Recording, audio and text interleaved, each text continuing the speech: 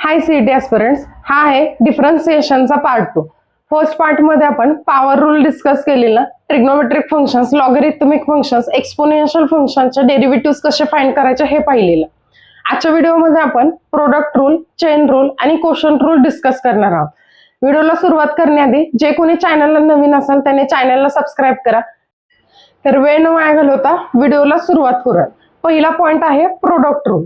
म्हणजे आज फंक्शन दिलेलं असेल आणि फंक्शन मध्ये मल्टिप्लिकेशनचा रोल येत असेल तर त्यावेळेस आपण प्रोडक्ट रूल यूज करणार आहे. फॉर एक्झाम्पल, एक फंक्शन दिले f of x is equal to u into v. हे फंक्शन दिलेले आहे, मग यू म्हणजे फर्स्ट टर्म घेतलेली आणि व्ही म्हणजे सेकंड टर्म घेतलेली. मग याच्यासाठी डेरिव्हेटिव्ह कसा फाइंड करतात, तर first term as it is ठेवणार आहे आणि सेकंड टर्मचा डेरिव्हेटिव्ह घेतो, plus second term as it is ठेवायची आणि फर्स्ट टर्मचा डेरिव्हेटिव्ह घ्यायचा. मग आता बघा, इथं फंक्शन होतं f of x is equal to u into v. मग यू आपली फर्स्ट टर्म आणि व्ही आपली सेकंड टर्म असेल तर काय करणार आहे बघा, डेरिव्हेटिव्ह कसा फाइंड करायचा. First term as it is म्हणजे यू ऍज इट इज ठेवला, त्याच्यानंतर व्ही चा डेरिव्हेटिव्ह म्हणजे d by d x of v, plus आता चेंज काय करणार, व्ही ऍज इट इज ठेवणार आहे आणि फर्स्ट टर्मचा डेरिव्हेटिव्ह म्हणजे यू चा डेरिव्हेटिव्ह घेतला. मग लक्षात ठेवताना असं लक्षात ठेवा बघा, first term into derivative of second term plus second term into derivative of first term. ज्यावेळेस प्रोडक्ट रूल बघतोय तर प्रोडक्ट रूल हा सोपा असतो, कारण प्रोडक्ट रूल मध्ये फक्त दोनच टर्म्स येतात आणि दोन्ही मध्ये प्लस साइन असतं. त्यामुळे बायचान्स एखाद्या एक्झाम्पल मध्ये तुम्ही जर पहिल्यांदा सेकंड टर्मचा डेरिव्हेटिव्ह घेतला आणि first term as it is ठेवलेली असेल तरी तुमचा चेंज होत नाही. आणि महत्वाचा प्लस पॉइंट काय असतो प्रोडक्ट रूल मध्ये, तर प्रोडक्ट रूल मध्ये त्यांचा सिक्वेन्स ठरलेला नसतो. फर्स्ट टर्म आणि सेकंड टर्म कोणालाही तुम्ही कन्सिडर करू शकता, कारण इथं फॉर्म्युलामध्ये मध्ये प्लस साइन असते. त्यामुळे प्लस साइन असल्यामुळं काहीच चेंज होत नाही. तर प्रोडक्ट रूल म्हणजे काय आपण पाहिलं. आता प्रोडक्ट रूल वरचं एक एक्झाम्पल बघूया. एक्झाम्पल आहे x square into sine x. आता इथं बघा, दोन्ही पद्धतीने मी तुम्हाला हे एक्झाम्पल सॉल्व्ह करून देते. याला फर्स्ट टर्म कन्सिडर केला आणि याला सेकंड टर्म कन्सिडर केलं. मग आपला फॉर्म्युला काय असतो, first term as it is ठेवली म्हणजे इथं काय असणार आहे बघा, फर्स्ट टर्म एक्स स्क्वेअर आहे अशी ठेवली. आता साइन एक्सचं डेरिव्हेटिव्ह घ्यायचंय. साइन एक्सचं डेरिव्हेटिव्ह काय येतं, कॉस एक्स येतं, प्लस साइन.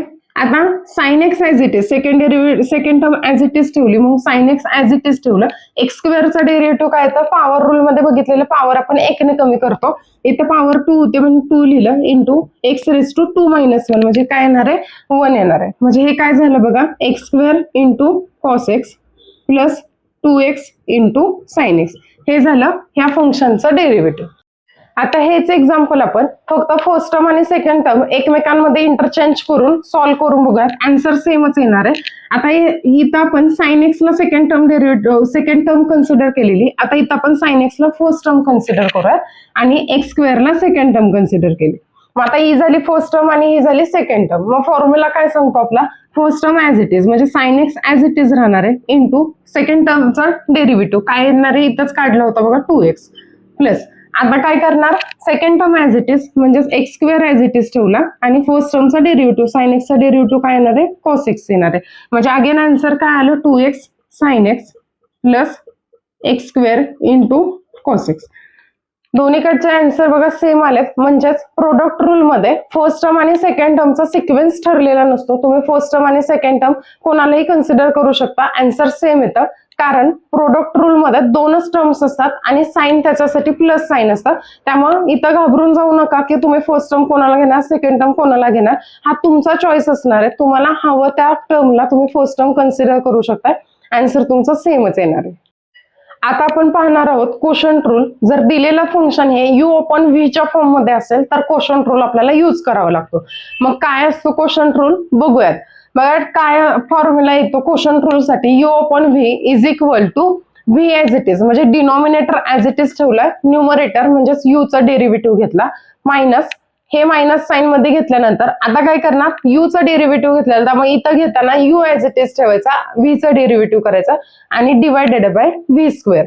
म्हणजे काय झाला फॉर्म्युला तयार बघा, व्ही ऍज इट इज ठेवायचा, यू चा डेरिव्हेटिव्ह घ्यायचा, minus U as it is ठेवायचा आणि व्ही चा डेरिव्हेटिव्ह घ्यायचा आणि डिवायडेड बाय व्ही चा स्क्वेअर.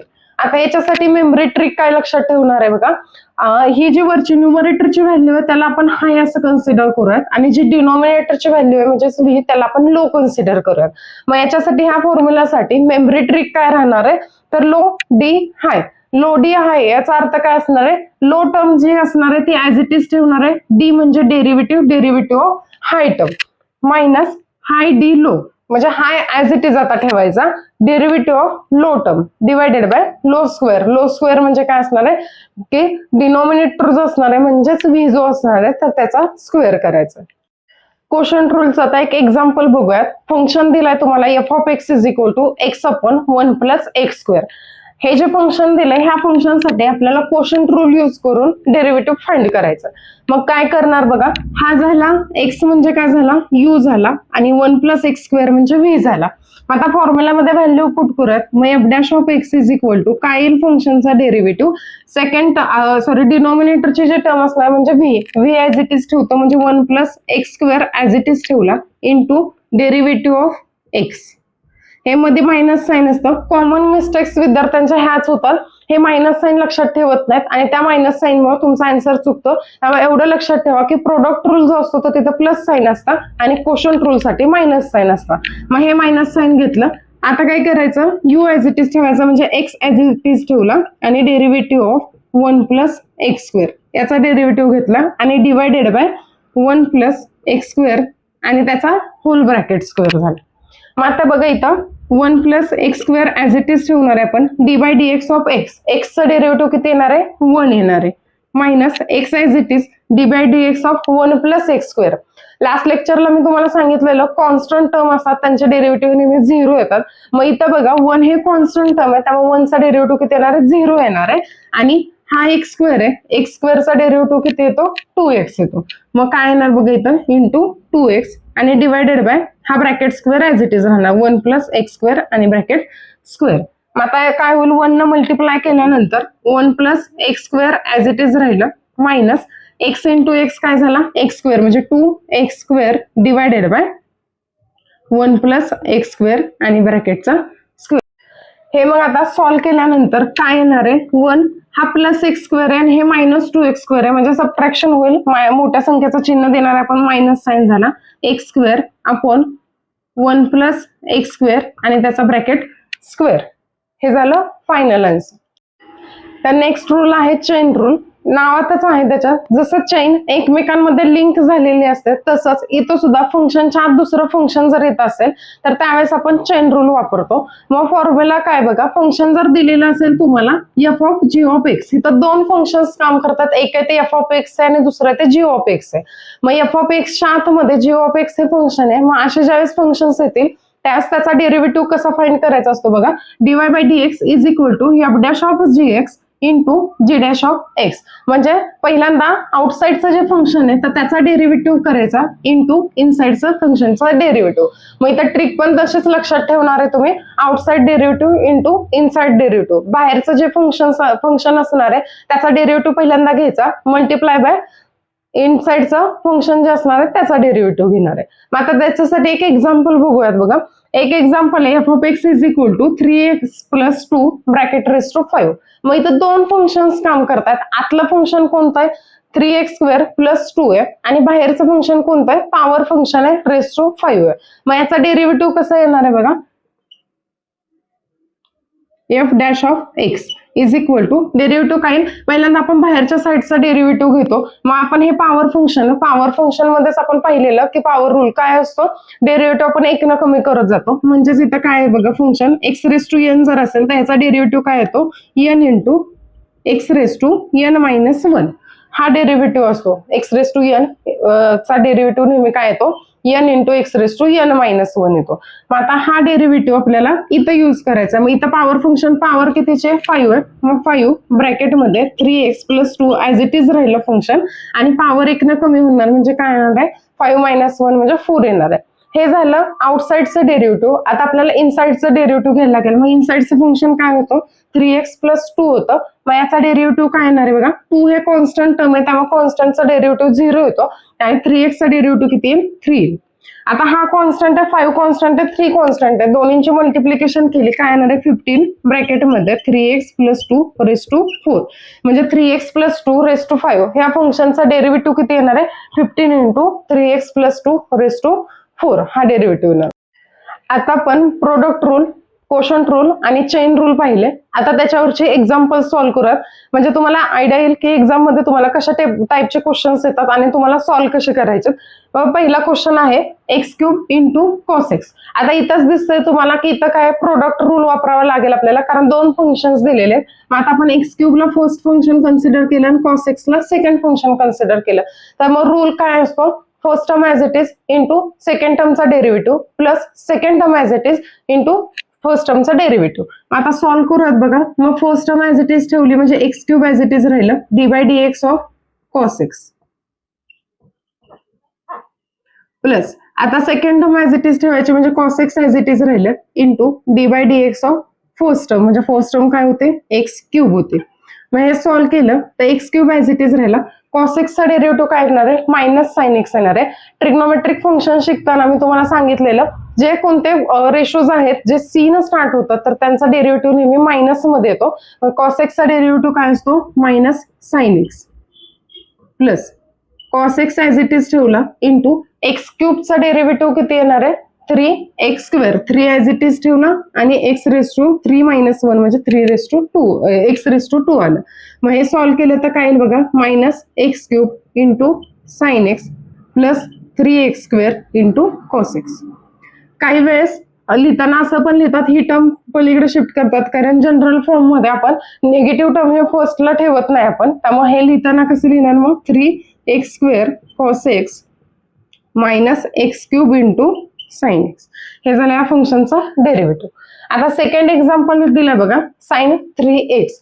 मग ह्या टर्म मध्ये इथं काय केलंय फंक्शनच्या आत दुसरं फंक्शन वापरलेलं आहे. म्हणजे बघा आता साइन सपोज ह्या फंक्शनला थिटा कन्सिडर केलं तर थिटा इज इक्वल टू काय झाला 3x झाला.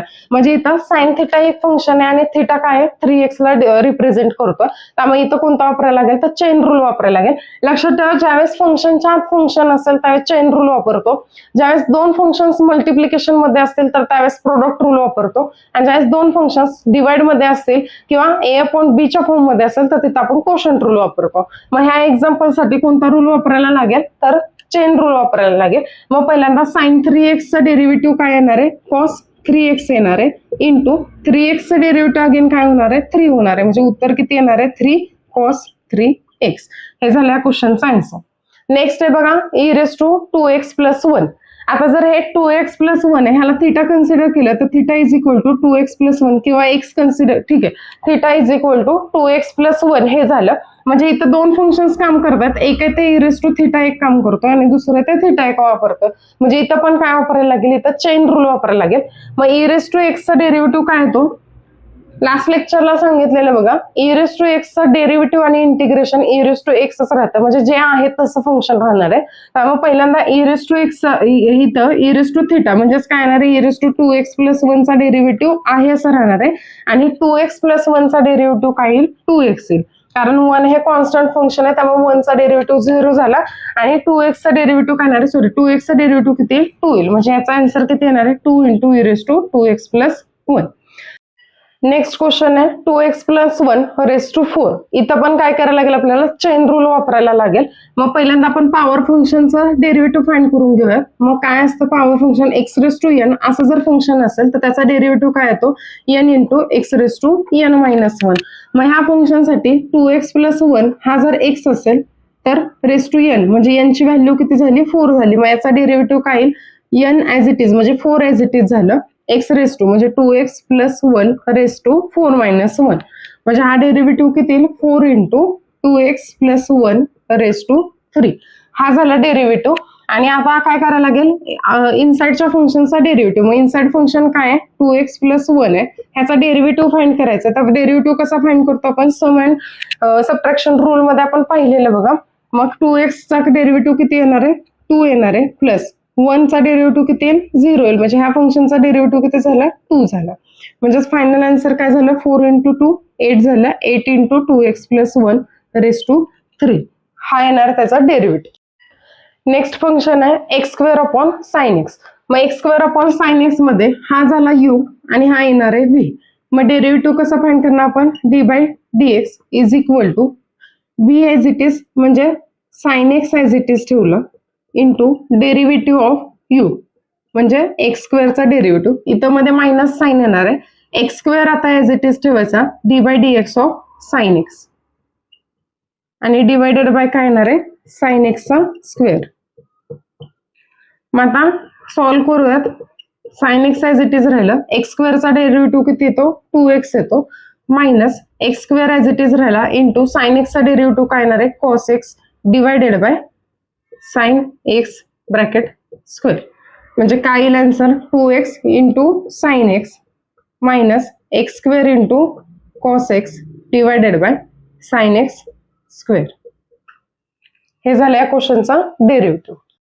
नेक्स्ट क्वेश्चन आहे x square plus 1 upon x minus 3 ह्याचा डेरिव्हेटिव्ह आपल्याला फाइंड करायचा आहे. मग ही झाली यू ची व्हॅल्यू, ही झाली व्ही ची व्हॅल्यू. मग पहिल्यांदा बघा आपण यू डॅश काढून घेऊयात. यू डॅश म्हणजेच डेरिव्हेटिव्ह काढून घेऊयात. एक्स स्क्वेअर प्लस 1 चा डेरिव्हेटिव्ह काय येणार आहे 2x येणार आहे, 1 चा डेरिव्हेटिव्ह 0. व्ही चा डेरिव्हेटिव्ह काय येणार आहे एक्स मायनस 3 म्हणजेच इथे एक्स चा डेरिव्हेटिव्ह आला 1 आणि मायनस 3 चा डेरिव्हेटिव्ह काय येणार आहे 0 येणार आहे.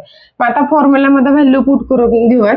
व्ही ॲज इट इज म्हणजेच x minus 3 as it is ठेवलं. यू चा डेरिव्हेटिव्ह किती आलता 2x आलता, मध्ये मायनस साइन. आता you as it is, you काय आहे एक्स स्क्वेअर प्लस 1 आहे आणि व्ही चा डेरिव्हेटिव्ह किती आलता 1 आलता आणि divided by x minus 3 bracket square.